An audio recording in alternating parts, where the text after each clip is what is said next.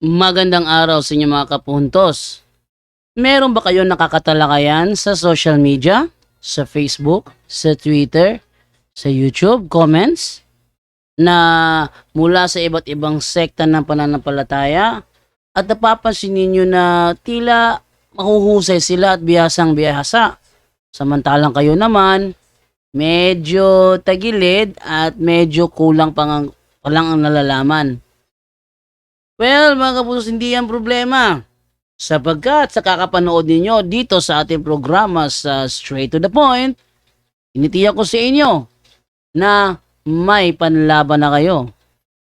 Sa loob lamang ng ilang minuto ay malilinawan na kayo.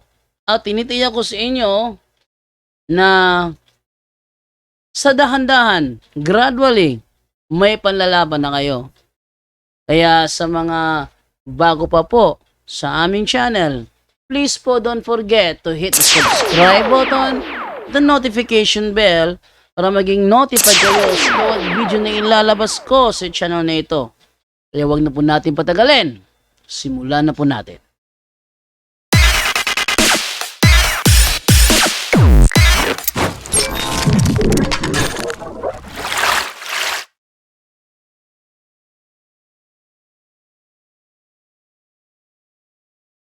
Magandang araw sa inyo mga kapuntos.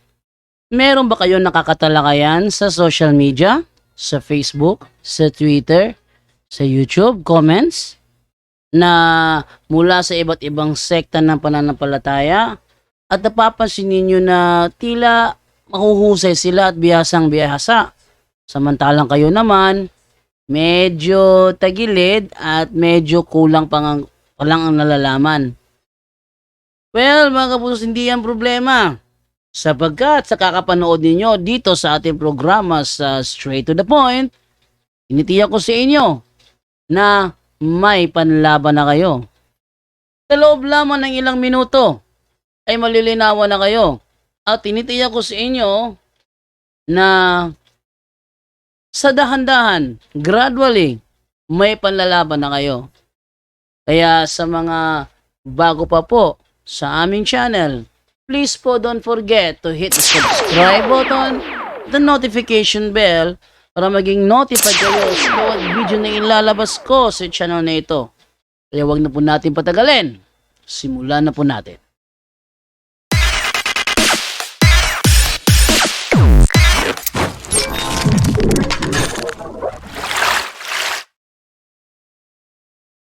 Okay mga kapuntos, good evening sa inyo, good morning, good afternoon, good day, good dawn.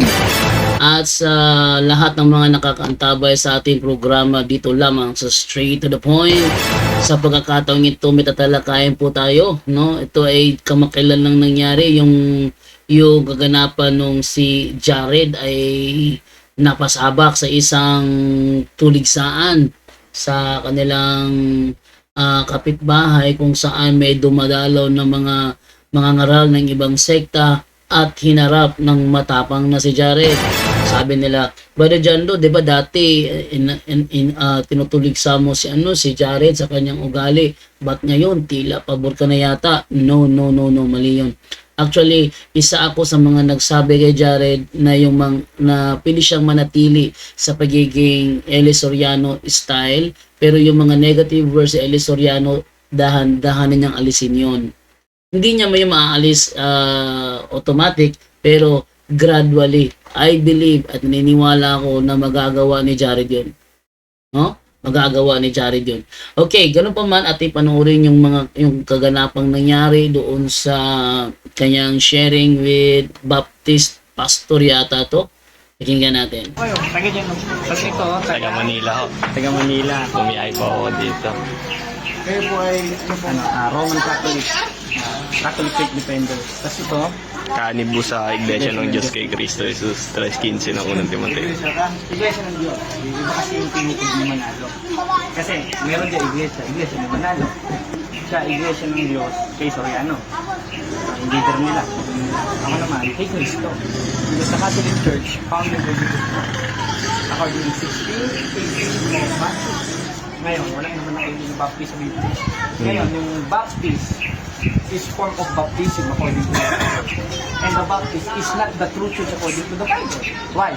Because Grabe, tapang teka lang ni ano to, ni Almasora dito, sabihin ba naman niya ng harapan na Baptist is not the church founded by Christ? Ba, totoo naman talaga yon. Na the Baptist Church is not the true church founded by Christ. Tuloy. the baptist o baptism is a sacramental o sakramento o gawain sa simbahan. Eh nagtataka nga ako sa inyong mga protestante po, nagtayo kayo ng samahan nyo, nagturo kayo ng once and always eh. Ang tanong ko sa inyo, pag sinadya na ba yung kasalanan, tumanggap kay Kristo, itatakwil sa pag-ibig. Magandang tanong ni ni Jared. Natuturo kasi sila ng once saved, always saved. Tanong ni Jared is, kapag ba natanggap na si Kristo, tapos nagsagawa ng kasalanang sinadya, may kaligtasan pa rin ba? Pakinggan din ko po ano yung sagutin ng naturang Baptist pastor. Ayan. Halimbawa, tinanggap mo na si Kristo kasi binabasa ng John 3:16 sa Roma, o tinanggap mo na si Kristo. Ngayon, pag sinadya yung kasalanan, itatakwil pa ba ni Kristo o once saved, always saved na? Sabi niya ha, tinanggap na si Kristo, tapos sinadya mong gawin ng kasalanan, may kaligtasan ba na mangyayari? Tuloy natin. Una sa lahat po, hindi po talaga kami kaya dito Hindi, nagtatanong lang kasi kami kung talagang totoong Kristiyano tayo, 3:15 ng Dito, umiiwas na yung pastor dito. Mukha yata ang natutunugan niya na tila yata may ipit siya kay Jared, siya mukhang gumagawa ng paraan para hindi matuloy ang usapan. Si Jared naman ginagawa ang paraan para hindi sumibat yung makakausap niya. Tuloy natin. Unong Pedro, inyong sambalin si Kristong Panginoon na inyong buong puso na handa kayo sa pagsagot. Dapat handa po kayo sa Una sa lahat pagsagot. sinasabi ko po, kami po ay hindi mga protestante. Yung Baptist daw, hindi daw protestante. Hindi daw protestante. Ano sila? Kung di sila protestante, alang nga magkatoliko. Tuloy natin. Protestant po kayo kasi unang-una nagsimula kayo kay Martin Lutero, pasa-pasa na yan, hanggang hanggang sa Bakit una yung kayo nasabi, alam niyo po ba yung namin? kasi Trail of blood. kasi kapatid, hindi naman kayo galing kay Kristo. Dahil wala namang sinabi si Kristo, 16:18 ng Mateo, o kay Pedro, sa ibabaw ng batong ito, itatayo ko ang aking Bible Baptist Church. Wala sa Biblia.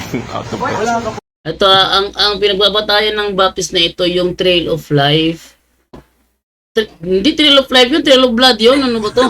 Yung Trail of Blood. Yung Trail of Blood nila, yun lang yun, imahinasyon lang yun. Ang Trail of Blood, isa lamang imahinasyon na hindi mapapatunayan sapagkat gawa-gawa imbento lang ng naturang author. Dahil hindi naman talaga konektado ang Zwinglian at ang Albigensian. Hindi konektado ang mga yan. Hindi rin konektado ang Albigensian at ang Anabaptist. Pero pinagkukunik-kunik nila. Yung Trail of Blood na yan, basura yan eh. Okay? Yung Trail of Blood na yan na pinagbabatayan ng mga Baptist, basura yan, di totoo yan. Dahil yan ay isa lamang katang-isip, kaya nga hindi suportado ng mga historia ng kanilang akda na the Trail of Blood. Tuloy natin. Pumagitan Bible Baptist Church na sinabi. Sa mga tinatanggap niyo kapatid, wala talaga sa Biblia. Ang Baptist po ay authority po galing sa Diyos. Sama. At yung binigyan ng authority, 16:19 ng Mateo, si Pedro. At si Pedro, yung pinagpas... Hindi na si Pedro binigyan ng authority? Basahin nga natin kung hindi ba si Pedro ang binigyan ng authority. Napakasinungaling naman itong kaharap ni Brother Jared. At ipakita Matthew 16:19. Ating imitin yung Amplified Bible. Kung hindi ba siya ang binigyan ng authority? Sabi dito si Pedro, ito, Matthew 16:19. I will give you the keys. Authority. Sino nagbigay ng authority na yan? Hindi ba si Kristo? I will give you the keys. Ang meaning ng susing ito, authority.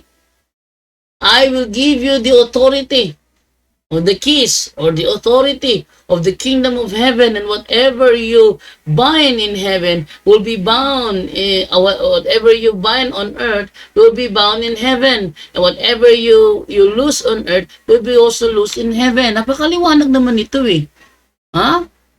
Oh, binibigay authority. Sabi niya, hindi si Pedro ang binigyan ng authority. Ano hindi si Pedro? Ang liwaliwanag ng talata. Si Apostol Pedro ang binigyan ng authority ayon sa Mateo 16:19. Ano nangyayari naman dito? Para kayatang nagulantang siya kay Jared kung ano na lang naiisip niya. Well, wait lang muna ha. May something wrong dito sa ating i-move ko muna yung ating natin dito. So move natin today na nakikita yung background. Kasi ko muna. Okay, so tuloy po tayo. Yan. Narito. Move natin yung yung naturang video. Sahan ng susi at binigyan ng authority sa 19 ang sinabi, anamang ipahintulot sa lupa, ipapahintulot sa langit. Baptist ba si Pedro? Hindi naman nagbabautismo si Pedro. Hindi po kay Pedro. O, kanino? Pastor nyo, tanong ko sa inyo, nung first century, meron na ba kayo pastor noon? Meron o wala?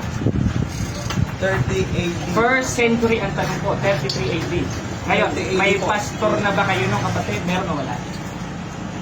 Pastor, wala po mga pastor. Ayun, salamat, salamat. Teka. Ginamit niya 30 AD. Ki 30 AD, first century pa rin yun. May pastor na ba sila? Sabi niya, wala pang mga pastor noon. Sa madaling salita, hindi pastor nilang tinutukoy sa Epeso 4:11. Ganun kaliwanag yun. Tuloy natin. Sa makatwid, tinatanggap mo, walang pastor noon, kundi pare. Pare. Obispo. Meron, obispo. O, basahin natin sa 20:28 ng gawa, nakalagay na 20:28 ng gawa daw, sabi ni Brother Jared. Ating ipakita ang 20:28 ng gawa. Ano ang sabi rito? Ayan. Ito ha. 20:28 ng gawa. Narito. Ayan. kayo naman na ginawang mga obispo. At yung obispo, 7:24 ng Hebreo, sa ibang translation, na nakaugnay sa Greek ay pare. E di may pare nun, yung pastor. Kasi kayong mga pastor, wala namang kayong authority yung mga kalit. Sulpot kayo eh. Kaya nga tinatanong ko sa inyo. Oh, yan. So, ginulantang sila ni Jared dito. Diniretso sila ni Jared. Walang authority ang mga Baptist pastor. Tuloy natin. Yung first century ba, may ka-added na ba kayo noon? Meron na ba kayong pastor noon? Meron o wala? Yun ang tanong ko. Pastor, gaya na sinabi ko, walang pastor, pero ang authority Ibig sabihin, wala pala sa Biblia ang pastor. meron. Ayun. Eh, ba't sabi niyo wala? Kapatid. Ibig sabihin, yung authority galing sa church, hindi kay Peter. Ah, kanino galing? Tama. Kanino inabot? Sa church. Kanino inabot? Kasi basahin natin yung konteksto ng 3:18 na Mateo. Meron ka ba Biblia dyan? Basahin Ayan, natin.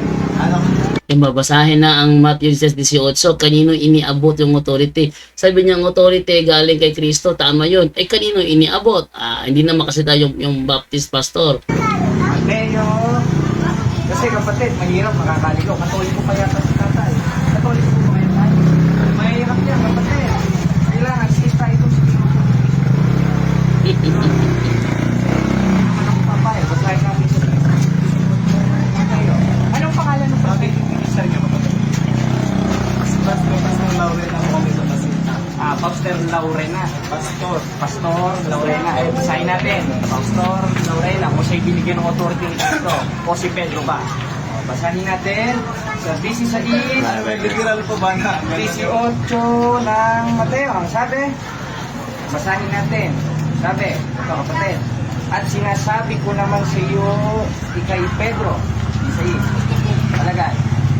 At sa ibabaw ng batong ito, itatayo ko ang akong iglesia. Sino ang kausap? Si Laurel ba? Hindi. Ang kausap, si Pedro. Ibig sabihin, yung binigyan ng authority ni Kristo, si Pedro. Anong klaseng authority? 19. Basahin natin. Ibibigay ko sa iyo ang mga susi ng kaharian ng langit. Kanino binigay? Kay Pedro. Kaya si Pedro, mula kay Kristo, binigyan siya ng otoridad. Hindi naman Pastor Laurel ng Baptist Church. Dahil lang nakalagay dyan, Iglesia ng Diyos. At according to the Catechism of Catholic Church, yung Iglesia ng Diyos o Iglesia ni Kristo ay ang Roman Catholic Church. So ganyan po yung ano nyo, talagang hindi tayo Kasi ubus naman yung kapatid eh. Kami na, upon this rock Abang disrak. O, may nakalagay pa dito kapatid na tumuro si Kristo sa sarili niya. Wala! Wala kapatid, ginagawa mong literal. Pag sinabi Ito ko, nakalagay. disrupt. Ikay Pedro. Ating klaruhin to ha. Yung upon this rock, yung rock na tinutukoy doon, si Apostol Pedro yon. Balikan natin yung ginamit niya sa Mateo 16:18, no? Sabi dito, at sinasabi ko naman sa iyo na ikaw ay Pedro. Ikaw ay Pedro. Ano yung Pedro nito? Bato. Ikaw ay bato. Ha? Ikaw ay bato. At sa ibabaw ng batong ito, hindi si sarili ito do. At nabasahin sa Good News Translation, ang sabi sa Good News Translation, and so I tell you, Peter, you are a rock. Hindi naman si Kristo ang ang tinutukoy na rock sa Matthew 16:18. Malamang sa ibang talata si Kristo 'yon. Pero sa Matthew 16:18, si Apostol Pedro. Kaya nga yung tanong ko sa mga protestante, bakit sa dami mo ng pangalang binigay kay Simon, bakit Pedro pa? Na ibig sabihin ba to? Walang makasagot eh. Ha? Walang makasagot eh. Kahit sino pang tanungin ko, sa dinami-daming pangalan na kailangang ibigay kay Simon, bakit Pedro binigay ng ibig sabihin ba to? Bakit? Wow, walang makasagot. Sabi, siya yung nabigay. Walang matinong reasoning, no? Walang matinong reasoning sa sa kanilang paniniwala na ganyan. O, ate tuloy. Ha? Si Pedro talaga yung rock doon. And so I tell you, Peter, you are a rock. And on this rock foundation, I will build my church, and not even death will ever be able to overcome it. You are a rock. Kaya nga Kepa eh. No? Sa dinami tayo ng pangalan, bakit ba ito pa binigay? O, yun, siya yung bato tukoy doon sa Matthew 16:18. Sa ibang talata, malamang si Kristo. Pero sa Matthew 16:18, specifically, si Apostol Pedro ang tinutukoy dyan na bato. Tuloy natin. Pedro, sa ibabaw ng batong ito, hindi naman sinabing batong ako. Si Pedro eh. Si Pedro. Hindi naman baptist si Pedro dahil hindi naman nagbabautismo si Pedro eh. Ngayon kapatid, ito kapatid, tatanungin kita. Ngayon, kung ang aral nyo ay once saved, always saved, yung tanong ko kanina, ibabalik ko sa inyo. Kawawa yung baptist, hindi makapagsalita. Hindi pinaparaanan ni Jared. Ituloy. Ano? Kapag tinanggap pa si Kristo, gumawa ng kasalanan, sinadya, ligtas pa rin ba? Sinadya ko na sa lahat ng ligtas ay hindi ka gagawa ng kasalanan. Hindi po tinuturo sa amin. Ibig sabihin, kapatid, kapag tinanggap mo na si Kristo, totoong ligtas na, hindi na pwede magkasala. Pwede siya Ayun. magkasala. Ngayon,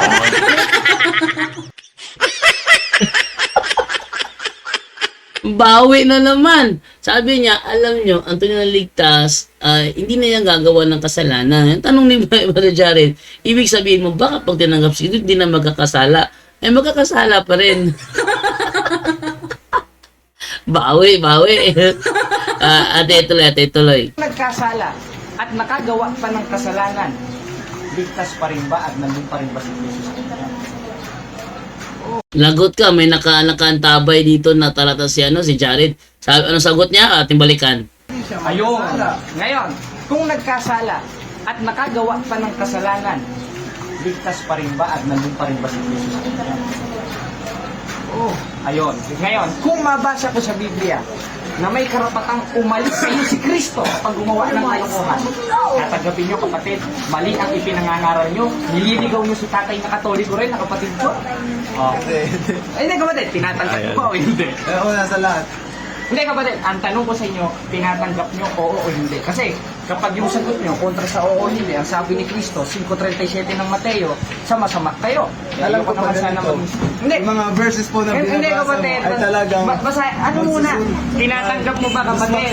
Kung mabasa ko ba sa Biblia, na kapag gumawa ka ng sasagutin kalokohan, niya. Kasi alam ko na po yung mga binabasa. Sige, kaya, kung hindi mo tatanggapin kapatid, sa mga tweet, tinatakwid mo si Kristo. Bakit?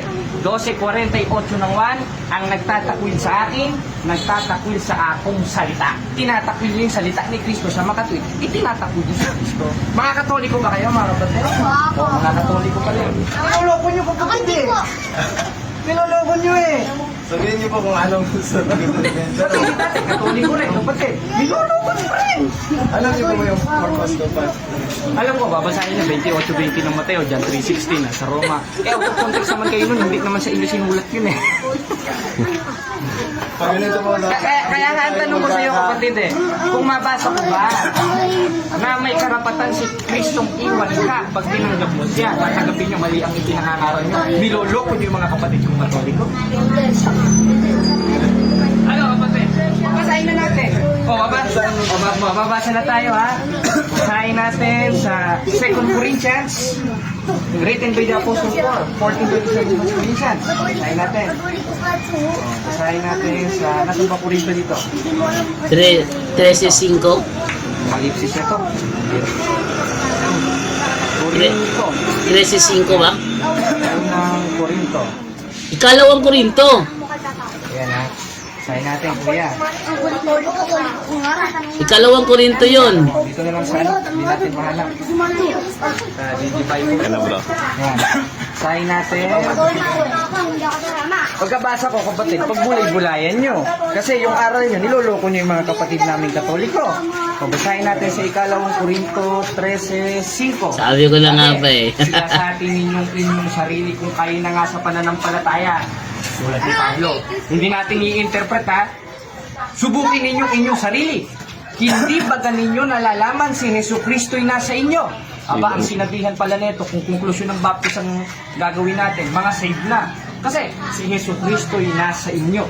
Ngayon, may karapatan bang itakwil tayo ni Kristo? Tuloy! Maliban na nga kung kayo'y itinakwil na. Ibig sabihin, may karapatan itakwil tayo ni Kristo. Eh, papaano? 10:26 ng Hebreo, kapag sinasadya na natin ang kalokohan natin. Gaya ng ginagawa ng Bible Baptist Church. Yan ang kapatid. Kaya ano? Wala po akong masasabi dyan. Pag ako ang ganitong usapan, alam ko na saan patutungo ko. Wala pong talagang magana sa atin. Hindi po tayo makapag-intindihan. Alam ko po yung stand nyo. Pero kami po kasi hindi namin promote na may pag-discussion sa inyo. Ay, ibig sabihin pala, kapatid, kinukontra Pero- niyo yung pangangaral ng mga apostol.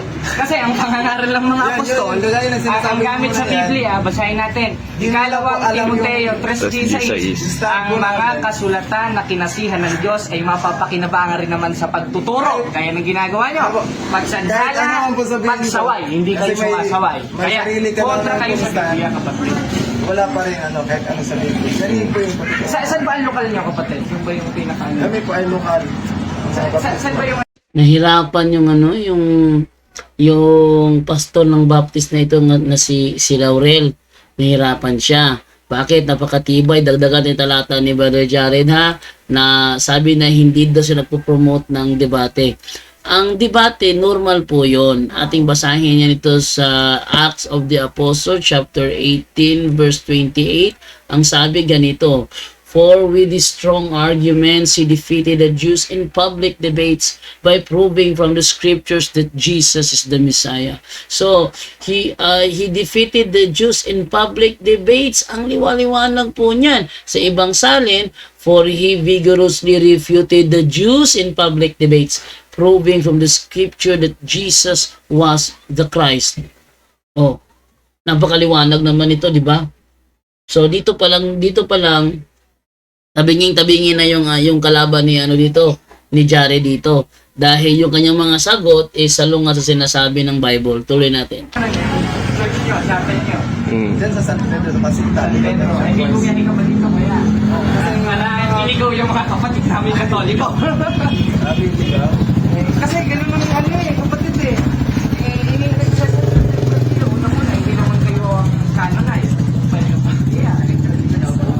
ano, marami na po yung usapan natin.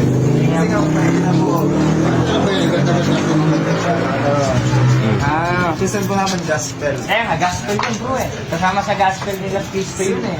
Nasa 2 Corinthians ikalawang Corinthians 4 hanggang 5, gano'n sa nila Kristo yung ipag-diskusyon.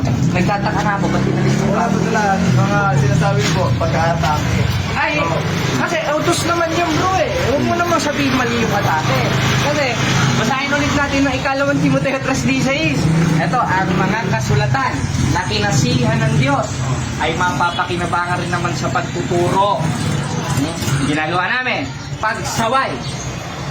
Hindi utos yung pagsaway. Anong klaseng Ikaw pagsaway? po ba ay tiyak mo na sa langit? Tiyak mo sa langit, in the grace of God. Paano niyo po nasasabi? Sa awat tulong ng Diyos. Kasi tumutupad Kung sakaling po ako sa dumating mga sa'yo ang utos. kamatayan. Saglit lang kapatid, sasalita ko eh. Kaya kung sakaling dumating sa akin si Kristo, maliligtas ako in the grace of God. Not in the grace of Bible Baptist Church, not in the Bible. Kaya lang naman yung kapatid eh. Kaya hanggang dito na ako ulit tayo. Sige kayo. Sige bro, kasi masakit kasi sa akin, lalo na. Pero, yun na, bakit mo dyan? The grace mo. Kung sakaling dumating ang kamatayan. Ito kapatid ngayon, kung sakaling dumating ang kamatayan ko, maliligtas ako in the grace of God. Why? 22 ng unang Korinto, 2:12 ng Pilipos, 2:13 ng Pilipos, bakit? Sapagkat Diyos ang gumagawa sa iyo. At syempre, hindi ka din gagawa, hindi rin Diyos gagawa. Gagawa ka rin dapat.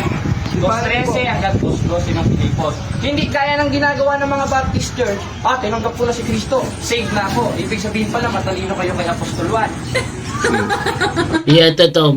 Magandang argumento ito, no? Pinagkukontra ni Jared si Apostol Juan at itong Pastor Baptist na ito. Pakinggan natin. Kasi si Apostol Juan sa 3:2 ng unang Juan, may anak tayo ng Diyos, hindi pa nahayag kung ano magiging tayo. Samantalang kayo, alam nyo na. Ibig sabihin pala, matulog pa kayo sa mga apostol ni Cristo. Ibig sabihin, ang mga apostol hindi nagse-self-judging. Hindi nila ginagawa yung self-judging. Bagkus is, stick sila sa kung ano dapat talaga ang mangyayari. Hindi nila dinidiktahan ng Panginoon kung ano ang kailangan niyang i-judge o hindi. Ito, gandang ginagamit ni Jared dito, no? Hindi na. Hindi yung ganun ibig sabihin. Hindi kapatid. Alam mo ba kahit sila mga apostol, tiyak niya na sa langit? Sige, Diba? sabi mo, tiyak babasahin ko yung 3:2 ng unang Juan. Ang sabi dun sa ulat, Ayan, so gagamitin ni Jared yung 3:2 ng unang Juan. Ano ba kasabi doon, no? Ating pakinggan. kasi lahat ng isinulat ni Apostol Juan, interpreted na yun. Hindi ako mag-i-interpret ha. 1:3 ng unang Juan, dahil yung naming nakita at narinig yun ang binabalita nila. At isa dun sa ibinabalita nila, 3:2 ng unang Juan, ngayon mga anak tayo ng Diyos, hindi pa nahahayag kung ano magiging tayo. Kaya nga ang tanong ko kapatid kung ang mga apostol, aral nila katulad na sa inyo, ba't ang sabi ni Apostol Juan? Ngayon anak tayo ng Diyos, hindi pa nahahayag kung ano magiging tayo. Samantalang kayo, hayag na hayag kayo, pinangangaral niyo pa. Anong stand po doon kapatid? Sino mas matalino sa inyo ni Apostol Juan? Ikaw na nagsasabi noon? O si Apostol Juan, nakakaulit sa pinangangaral niyo? Hindi ko sinasabi ko kayo. Hindi kapatid, tinatanong kita, sumagot kayo sa tanong ko kapatid. Ang tanong ko lang sa inyo, sinong mas matalino sa inyo ni Apostol Juan? Kasi si Apostol Juan, 3:2 ng unang Juan, ngayon mga anak tayo ng Diyos, hindi pa nahahayag kung ano magiging tayo.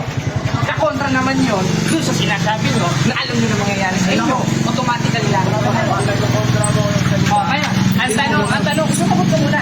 Sinong Actually, sa totoo lang, sabi ng Pastor Baptist na ito na pinagkukontra daw ang mga salita. Actually, totoo lang, wala naman talagang turo ang mga apostol na sila'y, ligtas na pag sila namatay, automatic langit na. Hindi yan totoo. Bakit? Ating basahin ng sinabi ni Apostol Pablo sa unang Korinto 9:27.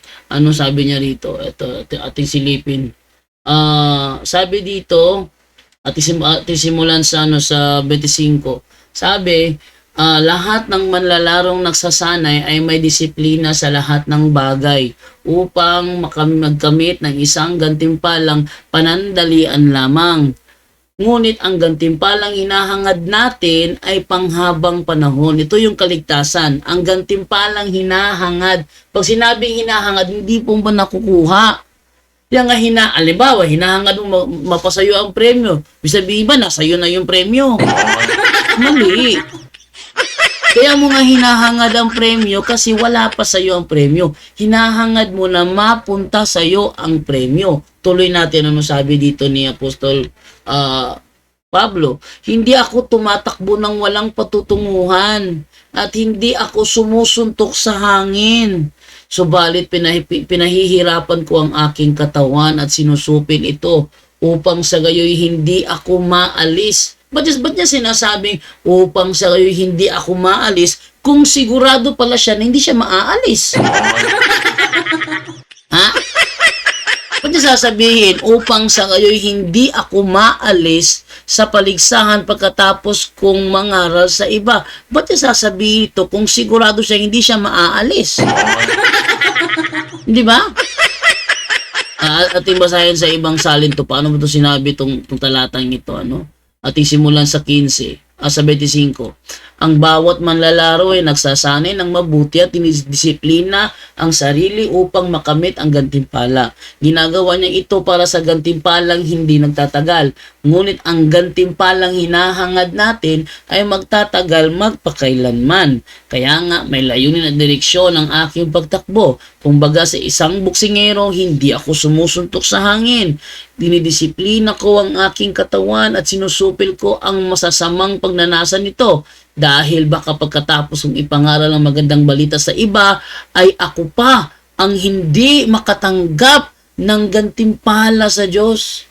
Ba't niya sasabihin yan kung sure na siya na matatanggap niya o tanggap na siya, natanggap na niya, kung sure siya? Ba't niya sinabi, sa iba baka pagkatapos ng ipangaral ang magandang balita sa iba, ay ako pa ang hindi makatanggap ng gantimpala mula sa Diyos. Yan ay isang batayan na hindi pangangaral ng mga apostol, yung tinuturo ng mga Baptist, once saved, always saved. Hindi turo ng mga apostol yon. Tuloy natin. Napasabi dito. Mas matalino sa inyo ni Apostol Juan. Ikaw o kayo o si Apostol Juan. Sa 3-2 sa muna Juan. Sagot ka ba tayo? Categorical. Parang nakalimutan. Wala naman. Sagit lang ako ba tayo? Sumugot ka sa tanong ko. Maganda ito kasi nakikita ng pastor ang pinagkaiba niya sa alam ni Jared. Pastor ang kausap, hindi ordinaryong membro ito. Ito ay pastor. Sa pagkabatang pastor na ito, dinadaig ni Jared. Si Jared mas bata pa sa kanya. Di ba? Mas bata pa sa kanya. Pero dahil tinanggap ni Jared ang buong katotohanan nang siya'y nagbalik sa Iglesia Katolika, tingnan nyo ang pinagkaiba ng pastor kay Jared Almazora. Tingnan nyo ang pinagkaiba ng pastor kay Jared Almazora. Hirap na hirap. Ang layo ng pagkakaiba nilang dalawa. Mas mahusay pa si Jared kumpara sa kanya dahil yung kanyang mga reasoning and arguments turo sa kanya ng kanyang pastor na matagal nang natatalo sa debate. Tuloy natin. Tinatanggap mo ba kapag namatay ka, alam mo na mangyari? Mas ka na. Ngayon. Ayun. Tinatanggap mo ba? Pag namatay ka, ligtas ka na. Sabi niya, Alam mo na ibig sabihin, alam mo na mangyayari sa'yo sa inarap. Kung sakaling mamatay ka, alam mo na, doon ka sa langit, direkto. Save ka na. yan. Yes, Talagang affirmative ba? Yes, Tama ba yun o hindi? Tama. Tama. Ngayon, ang sabi ni Apostol Juan, 3:2 ng unang Juan, ngayon mga anak tayo ng Diyos, hindi pa nahahayag kung ano magiging tayo.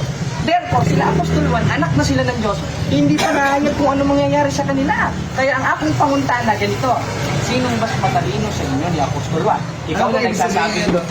Ito nga, babasahin natin Ito doon lang tayo sa mismong bersikulo. Stick tayo doon. Dahil utos naman yan, nunutres ng Apokalipsis. Sabi, ngayon mga anak tayo ng Diyos, hindi pa nahahayag kung ano magiging tayo. Ang tanong ko sa inyo kapatid, sinong mas matalino sa inyo ni Apostol Juan? Ikaw o si Apostol Juan? Sagutin mo akong panguntana kapatid. Sa anong verse yan? 3:2 ang unang Juan. Babasahin ko ulit. Ngayon, mga minamahal, ngayon mga anak tayo ng Diyos at hindi pa nahahayag kung ano magiging tayo. Ang tanong ko sa iyo kapatid, sinong mas matalino sa inyo ni Apostol Juan? Ikaw na nagsasabing alam mo na? O yung mumunting mga anak nila Apostol Juan at si Apostol Juan na nagsasabi na ngayon mga anak tayo ng Diyos at hindi pa nahayag kung ano magiging tayo? Sinong mas matalino sa inyo? Yung first century Christian? Kasama ang mga apostol? O kayo? Ayan. Hindi po about sa salvation niya. Hindi ko ba din eh? Sinasabi niya. Ito, babasahin ulit natin ha. Babasahin ulit natin. Baka hindi niya na. Sabi niya, hindi daw ayon sa salvation yan. Ayon salvation yan. Ating basahin sa ibang salin. 3:2 ng unang Juan. O ito ha, ano sabi dito? Mga minamahal, mga anak na tayo ng Diyos ngayon. Ngunit hindi pa nahahayag ang magiging kalagayan natin. Ngunit alam natin sa pagdating ni Kristo tayo magiging katulad niya sapagkat makikita natin kung sino talaga siya. Magiging katulad ni Kristo ba na hindi na nabubulok, hindi na nabubulok pagdating niya. Ang pagdating ni Kristo, anong katumbas nun, di ba kaligtasan? Kasi sabi ng Pastor Baptist na ito na wala kinalaman yan sa kaligtasan. Oy, mukhang yatang there's something wrong sa pagtuturo ito ng Baptist na ito. Tuloy natin. Naintindihan, Pastor. Ngayon, mga minamahal, ngayon mga anak tayo ng Diyos, at hindi pa nakahayag kung anong magiging tayo. Kaya ang tanong ko, sino Bakit mas niyo pa sinabing hindi pa matalino? mahayag? Saglit lang, kapatid. Kaya nga niya sinabing hindi pa mahayag kung ano magiging tayo. Ibig sabihin, hindi pa nila alam kung ano magiging sila. Future progressive yun. Huwag niyong gawing past tense. Tama naman. Yun ay future progressive. Kaya nga sabi dito, ating balikan, mga minamahal, mga anak na tayo ng Diyos ngayon, ngunit hindi pa nahahayag ang magiging kalagayan natin. Ang liwanag na pagkakasabi, hindi pa nahahayag ang magiging kalagayan natin. So, hindi pa talaga sure kung yes na ba talaga sila.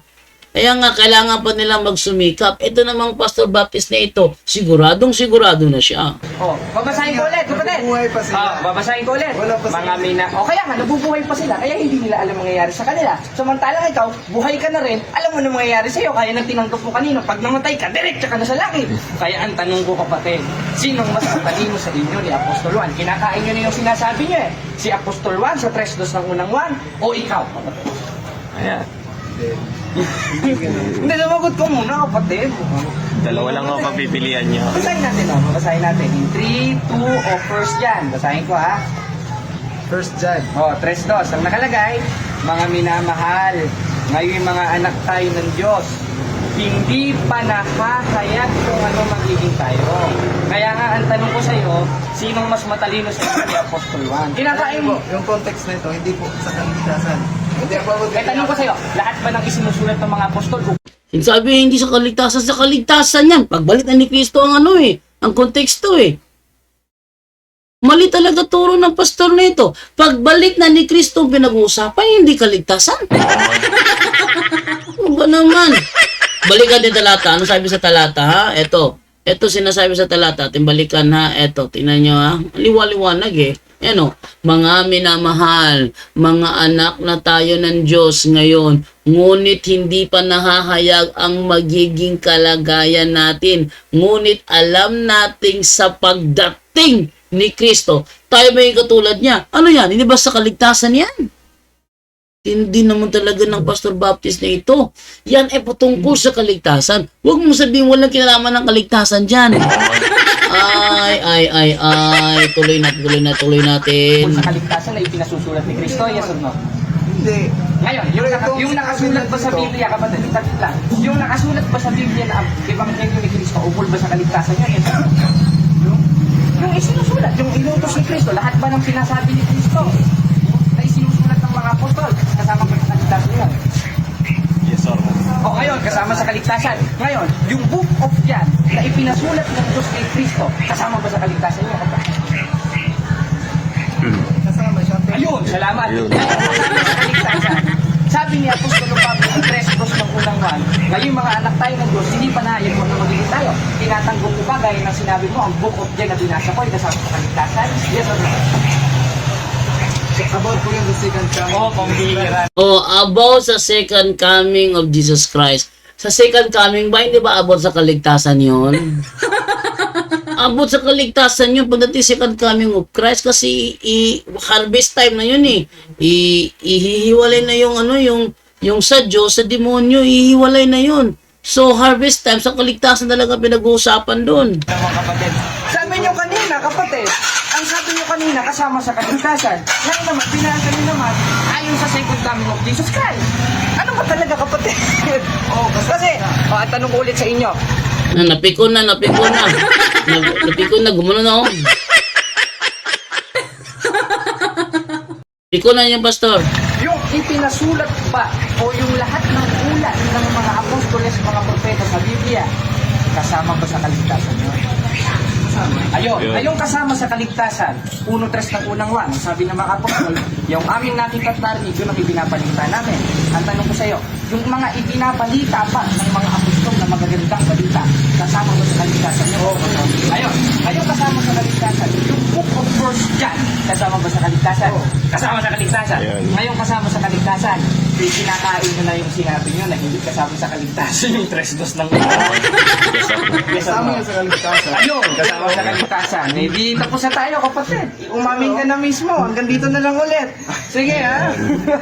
Hanggang dito na lang ulit tayo, kapatid. Sige. Talo. Talo yung yung pastor. Okay, so yun po ang ating tampok na video sa araw na ito kung saan ating pinanood yung kaganapang nangyari sa pagitan ng Baptist pastor na si Laurel kumpara kay Brother Jared Almazora na ngayon kasama natin sa Catholic Faith Defender. Nakikita ni Jared ang pinagkaiba ano? Kung ano yung nakita namin ni Paul Alima, nakita namin ni Rose B, nakita namin ni nung mga converted pastor pinagkaiba ng Katoliko sa sa Protestante, nakikita ngayon yun ni Jared Almazora. Okay, sana ako'y nananalangin na sana hindi dumating yung araw na si Almazora mabulag sa pera. Gaya nung nangyari kay Alpihaba at saka kay Denmar Santiago na binulag ng pera, kaya ngayon nagbalik sa kasinungalingan. Kaya pag sila nagtanong, tama ba o hindi mali? Yun po ang ating tampok sa inyong video na ito. Maraming salamat po sa inyong panonood. Huwag po kalimutan na i-subscribe po yung ating Facebook page sa Punto Faith and Morals. Yung ating YouTube channel po, Reverend Father Darwin Getgano Punto. At dito sa ating sa Straight to the Point. Okay, maraming salamat po and babay na po ko sa inyong lahat. Paalam. At yan po ang ating tampok ngayon sa Straight to the Point, kung saan sa loob lang ng ilang minuto naging matibay ang pananampalataya ninyo. Maraming salamat po. Straight to the Point! Straight to the Point!